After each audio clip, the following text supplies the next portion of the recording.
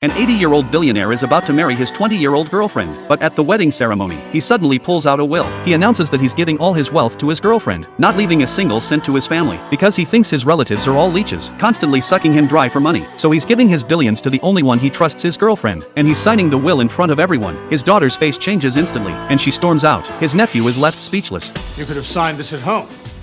Instead, you called us here to humiliate us? Yes, and you came running. Father, don't do this. His son Toby is the first to protest, but there's nothing he can do to stop his father. With everyone watching, the billionaire picks up the pen to sign the will, but just then the lights go out.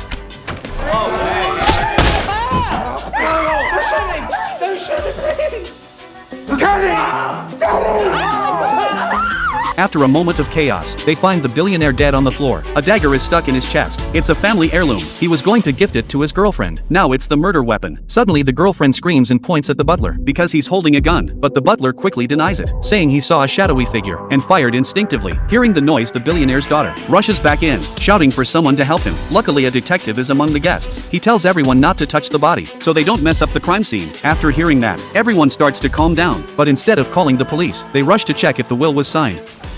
No.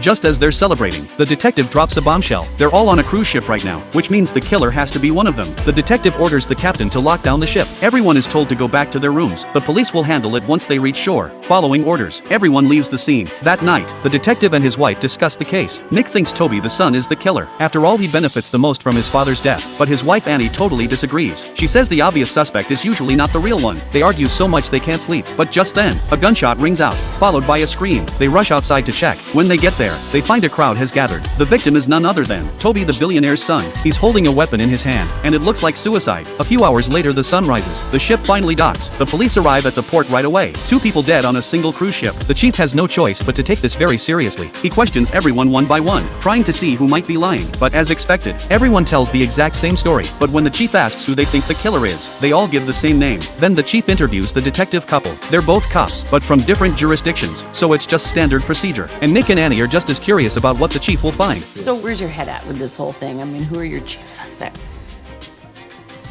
You.